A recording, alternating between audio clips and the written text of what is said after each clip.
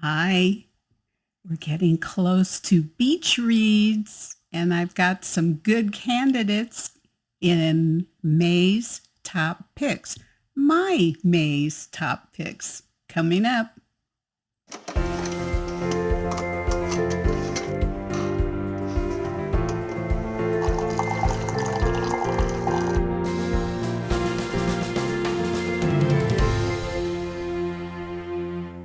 Keep reading. Hi, Terri Gillespie here, and welcome to my top picks for May. And once again, I'm so excited about the books that I'm going to be highlighting as my top picks for this month. And let's just get started, shall we? Okay, first book is my lead book. And the lead book means that I will be interviewing this particular author for my author to author feature. And that is Suzanne Woods Fisher. So I've been reading Suzanne for a while. And so this is Love on a Whim. And this is book 3 of the Cape Cod Creamery. Doesn't that look delicious? And this is supposed to be the third book in the series. And when I talk to Suzanne, I got to say, I'm going to pout and maybe even pitch a fit that this is the last book because I love this book. There are a few settings in novels that I would like to move to, and this is one of them. So, I mean, who wouldn't, you know? It's got a creamery, it has a bakery, it has catering. I mean, it just has all sorts of delicious subject matter. And then you get into the people and, I've got to let me just tell you a little bit about Suzanne, because if you don't know her, you're going to want to know her. And this is, I mentioned that we're getting close to beach season. This is a fantastic beach read. And if you get all 3 books, you can sit on the beach for a long time. But you might need like SPF 2000 to do that. But anyway, here's Suzanne. Suzanne Woods Fisher is the award-winning best-selling author of more than 30 books, including The Sweet Life and The Secret of Happiness, Secret to Happiness, as well as many beloved contemporary romance and Amish romance series. She is also the author of several nonfiction books about the Amish, including Amish Peace and Amish Proverbs. She lives in California. And if you want to know why a woman who lives in California can write so authentically about the Amish, you'll have to watch our interview, which will be May 5th. Okay, so this book actually came out at the beginning of the month, so you can order it. And it comes in hardback, paperback, ebook, and audiobook.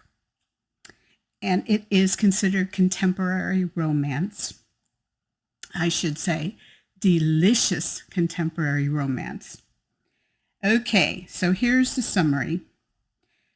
Bryn Haywood's impulsive decision to marry a man she barely knows sends her fleeing to her best friend's home in Cape Cod. With Dawn, her best friend, with Dawn's support, maybe Bryn can fix the mess she's made. But a new crisis calls for her help and unexpectedly brings her face to face with her new husband. So good. Funny, touching, really just great insights into relationships. It's very authentic. And this is kind of fun.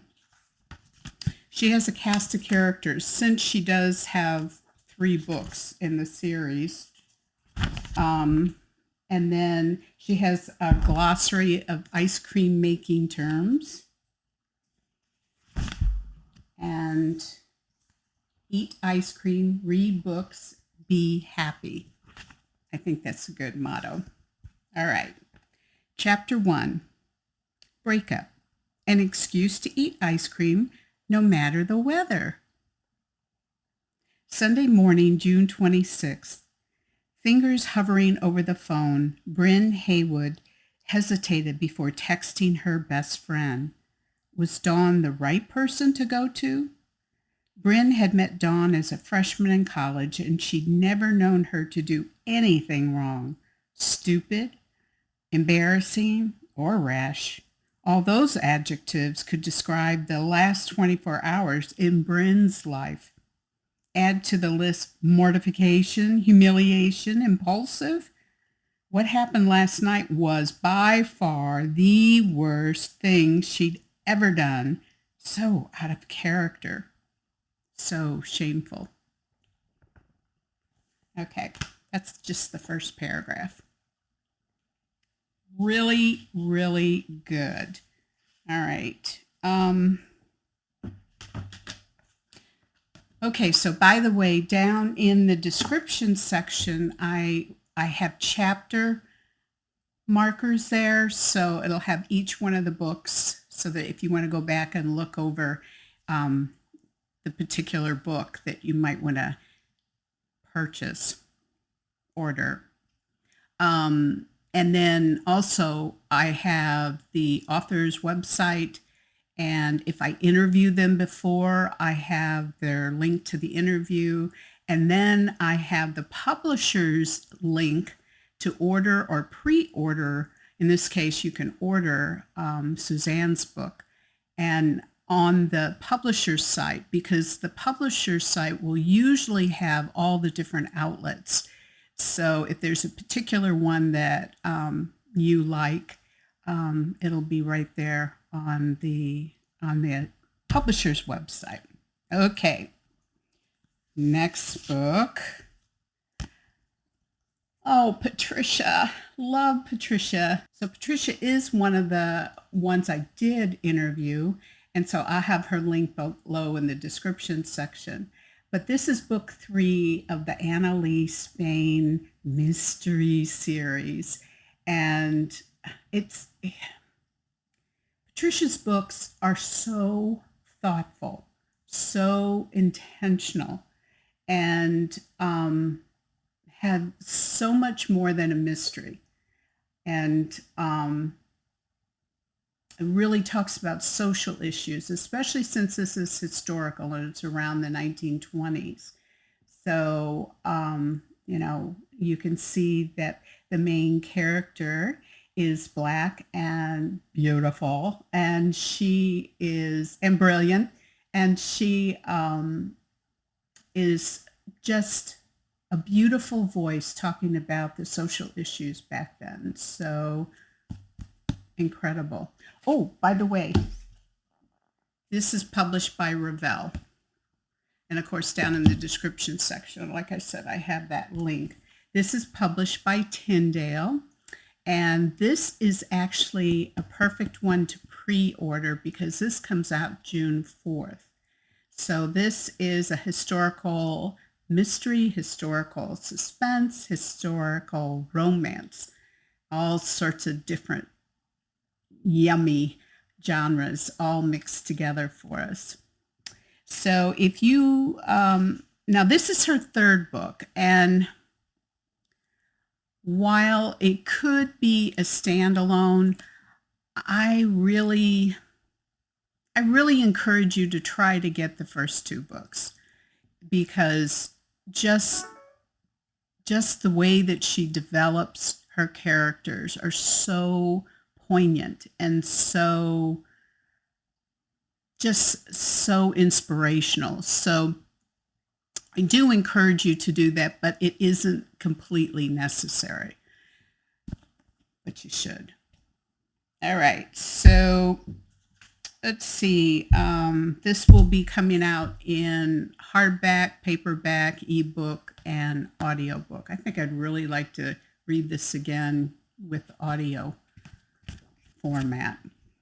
Okay, so if you don't know anything about Patricia, here we go. Patricia Raybon is a Christie Award-winning Colorado author and essayist who writes daring and exciting novels at the intersection of faith and race.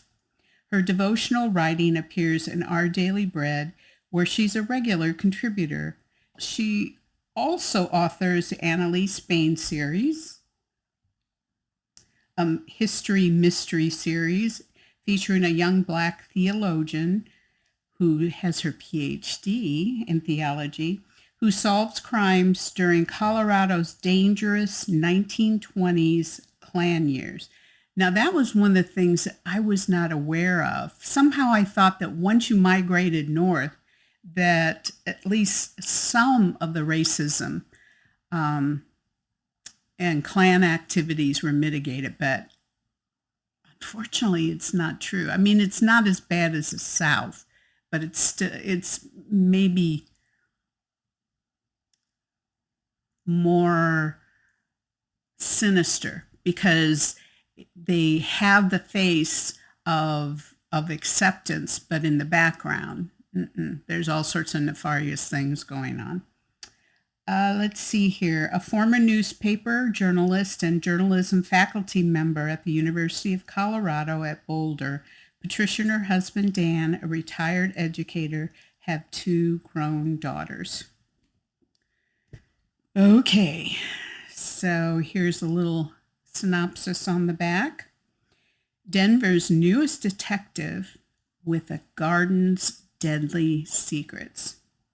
On a lovely June night in 1924, amateur detective Annalee Spain is mingling bravely at a high-class political fundraiser in the lush background garden of famed political fixer Cooper Coates, one of the wealthiest men in Denver's Black neighborhood of 5 Points.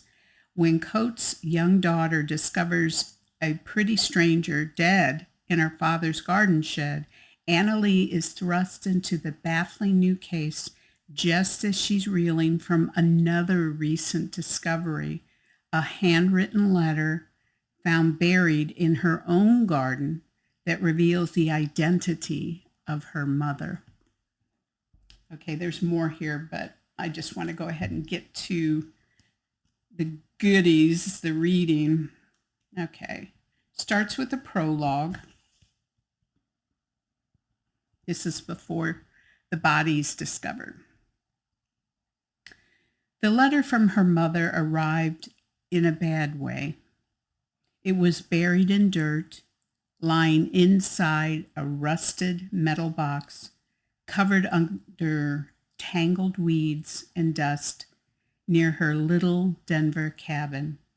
Annalee Spain picked it up with a raw disbelief, this thing waiting all these years for her to discover.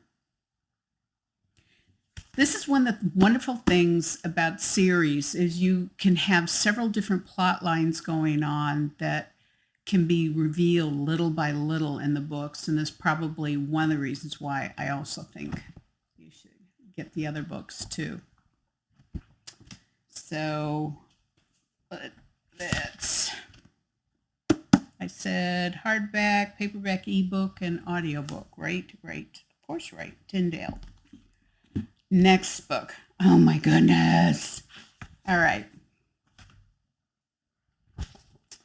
This is Janine Roche, and it's called The Road Before Us, and it's a standalone contemporary romance or contemporary fiction. It's kind of like contemporary women's fiction, which is what I like to write, where you'll have some romance in there, but if it wasn't in there, it still would be a great story.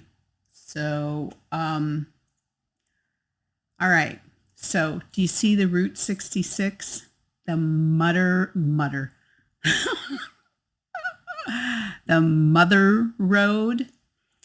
So, okay. So, this is written by Janine Roche. It's published by Revell. It came out yesterday, so you can order.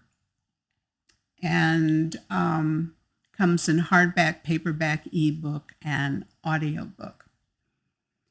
Now, if you aren't familiar with Janine, this is a little bit about her. Janine is the author of With Every Memory, as well as the Madison River Romance and Whisper Canyon series of novels. Prone to wander, she finds as much comfort on the open road, including Route 66, as she does at home. This longing to chase adventure, behold splendor, and experience redemption is woven into her stories.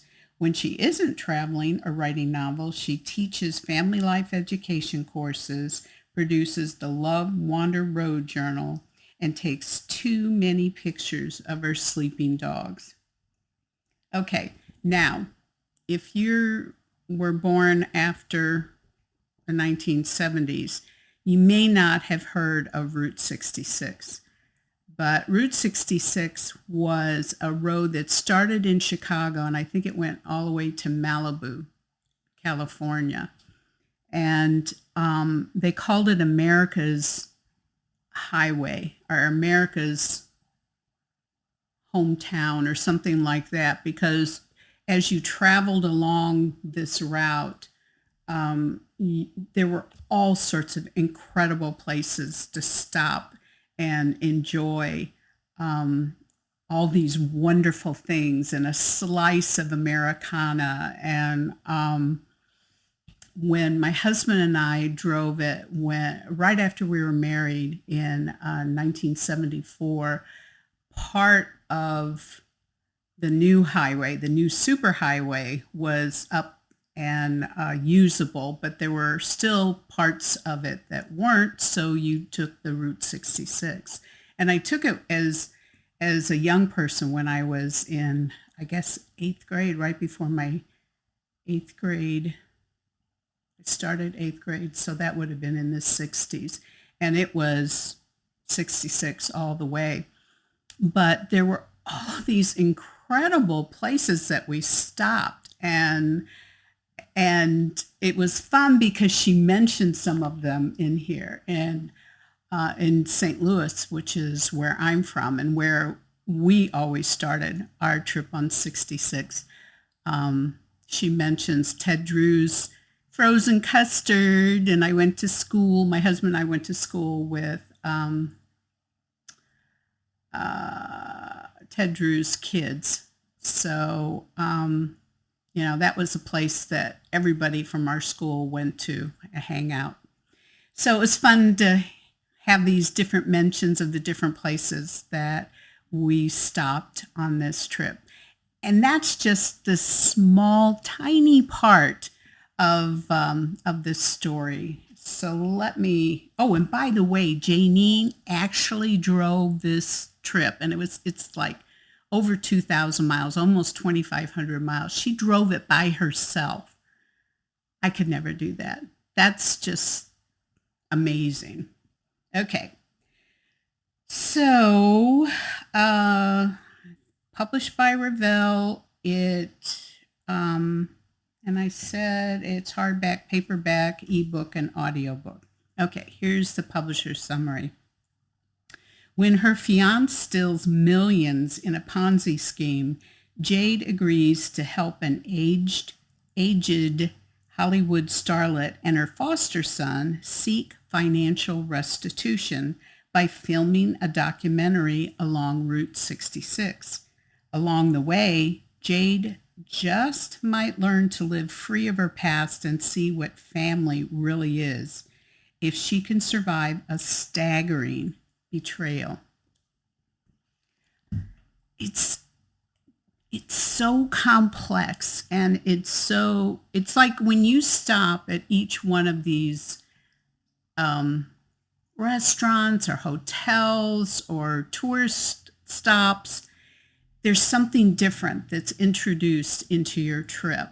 It's the same way with this story. There are all these different things that come in and just create this myriad of intrigue and and inspiration and angst and everything else. Now it's a dual timeline, so the woman who is the Hollywood starlet, she tells her story, and it's her love story of how she and her husband got together on Route 66. So,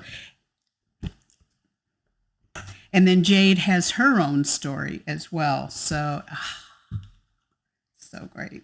Okay. Here's the prologue.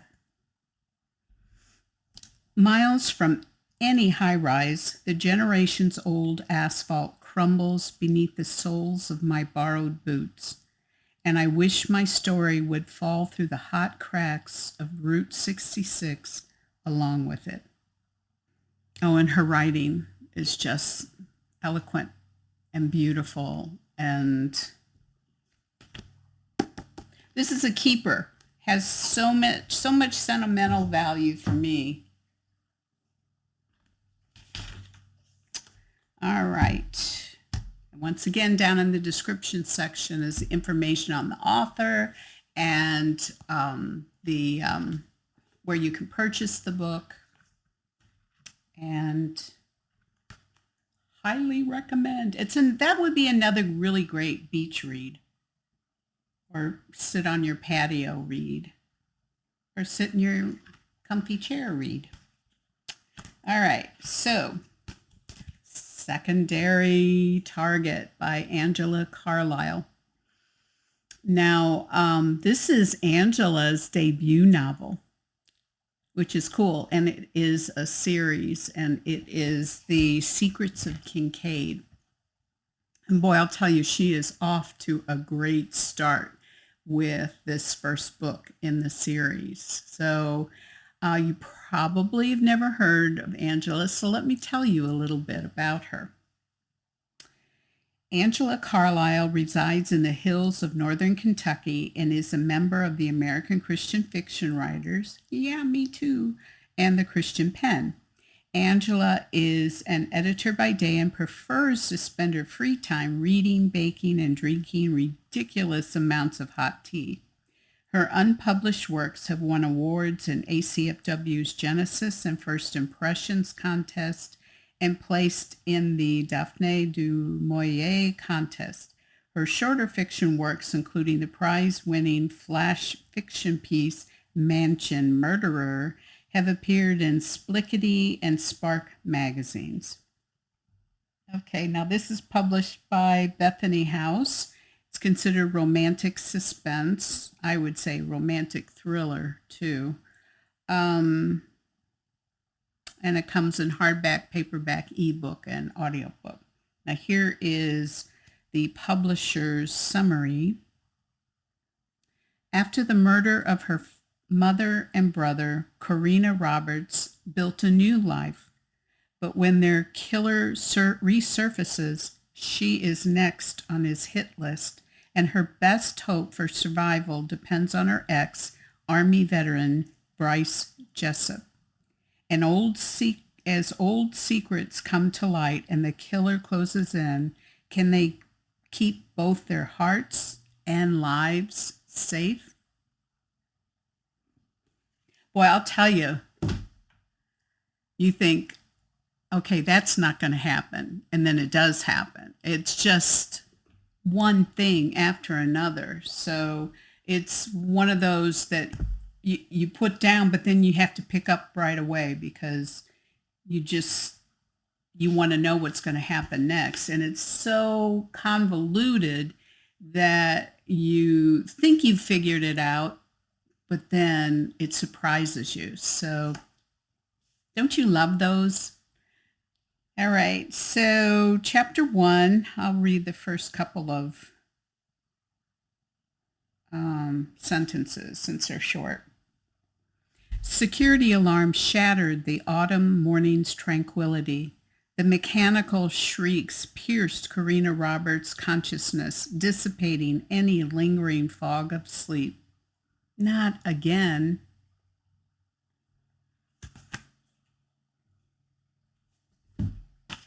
Way to go. Angela, congratulations.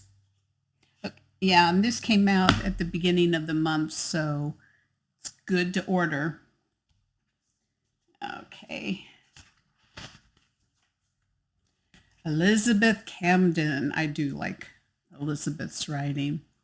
This is While the City Sleeps, and this is a new series, and it's the first book in the Women of Midtown. So as you can see, it's historical fiction, historical romance. I would also say historical suspense and mystery as well. So if you're not familiar with Elizabeth Camden, which I would be surprised, but if you're not familiar with her, here is a little bit about her. Elizabeth Camden is best known for her historical novels set in the Gilded Age America, featuring clever heroines and richly layered storylines. That's a good description because that's very accurate. Before she was a writer, she was an academic librarian at some of the largest and smallest libraries in America. But her favorite is the continually growing library in her own home. Her novels have won Christie, Carol, and Rita awards and have appeared on the ECPA bestsellers list. She lives in Orlando, Florida, with her husband, who graciously tolerates her intimidating stock of books. Yeah, I have one of those wonderful husbands too. So this one is published by Bethany House, and it actually came out in February. And it's in hardback, paperback, ebook, and audiobook. Let's see. Here's the publisher's summary. Dentist Catherine Schneider has always admired Police Lieutenant Jonathan Birch from afar, but they are brought together when Catherine is the only person who can identify the mastermind behind a string of deadly bombings. With lives on the line, Catherine and Jonathan must hold on to hope and each other if they want to survive. Now, what was really cool is you have Catherine is a dentist. So my uncle, I always like those little connections with our personal life. And so my uncle was a children's dentist in a children's dental surgery. So it was kind of cool to hear some of the innovation for back then that dentistry was all about. So including the controversies. So yeah, and I loved Catherine because Catherine had just a very adventurous yet very not naive but innocent approach to life of thinking the best of people and living in Manhattan, in Midtown. That's no small thing to be able to hold on to your optimism and hope. And it was just, there were a lot of little inspirational messages that were in this book that I just really enjoyed. And I'm looking forward to the next books. Plus, I love books that have strong female protagonists. Okay, chapter 1, New York City, April 1913. People were rarely in a good mood when in a dentist's chair. But Dr. Catherine Schneider's patient was singing. Vittorio had been terrified when he first arrived because he'd never been to a dentist before, but the sedative had finally taken effect. Nitrous oxide, sometimes known as laughing gas, often had the delightful side effect of euphoria. However, this patient has a nefarious background. So, excellent. Get in on the new series, right? All right. Last book. Aw. Leaning on Air by Cheryl Gray Bostrom. My goodness. This is such a beautiful book. It's probably going to go up there as one of my favorite top fives for 2024. So, just because it's so beautifully written, it's so unique. The characters are so unique. And the storyline is poignant and inspirational and heartbreaking. It's incredible. So this is published by Tyndale, and let's see. It came out at the beginning of the month, so you can order it now. And it comes in hardback, paperback, ebook, and audiobook. And if you aren't familiar with Cheryl, let me tell you a little bit about her. For most of her life, Patricia Northwest naturalist, photographer, poet, and award-winning author Cheryl Gray Bostrom, M.A., Master of Arts, has lived in the rural and wild lands that infuse her writing. Her work has appeared in a variety of publications, including the American Scientific Affiliation's God and Nature magazine, for which she's a regular photo essayist.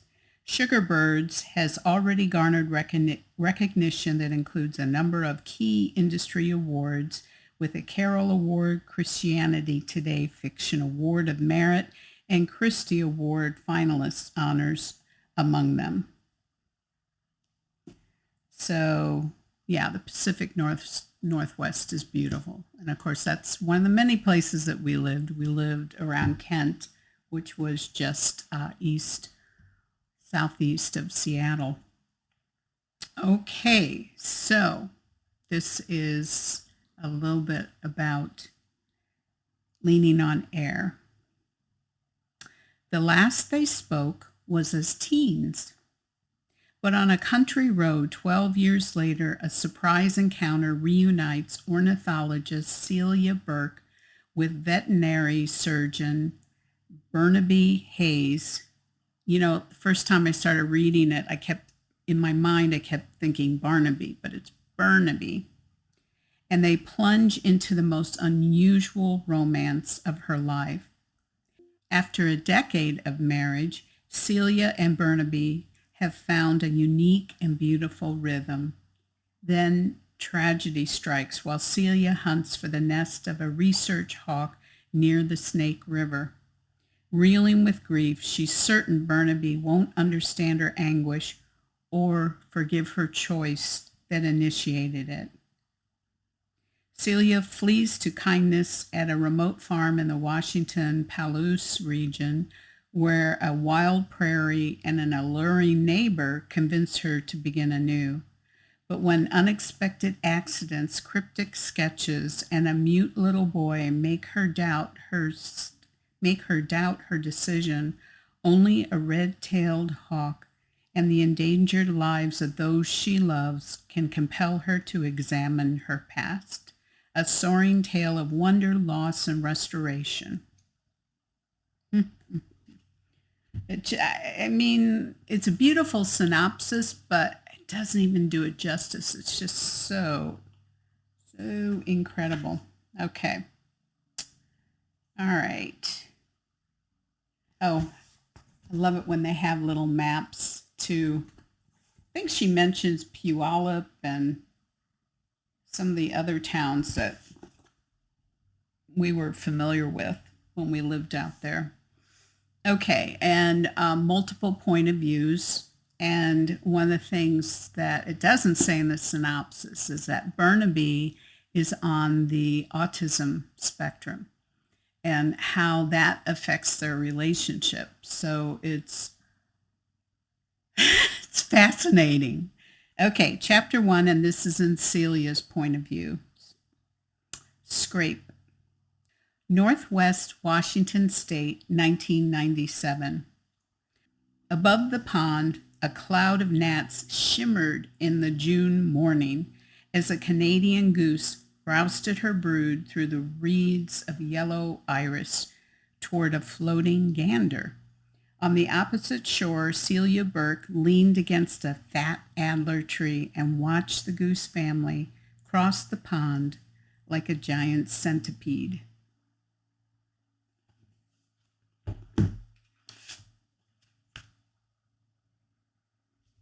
Incredible. Yeah, there's certain authors that they're very cerebral, and obviously she contributes to a scientific publication, but it's not ostentatious. So it's something that is, you can tell that she's smart, but it's not intimidating. Well, kind of is intimidating, but not as you read. I mean, I'll be intimidated because eventually I plan on interviewing her, probably with her next book. But yeah, so I'll be intimidated. You don't have to be. You can read it and enjoy it. So that's it for this month. And I hope you'll find some really good books in there to enjoy. And be sure, this is something that I forget to mention, be sure when you read a book and you love that book, be sure and leave a review. Leave a review on Amazon, on Goodreads, on BookBub, and you can even on some of the publisher websites, you can actually leave a review there. But it really does make a difference for these authors, and I highly recommend it. So that's it for this month. I'm looking forward to see you next month. I've already started reading June's top picks, so going to be some more goodies. So until then, God bless and keep reading.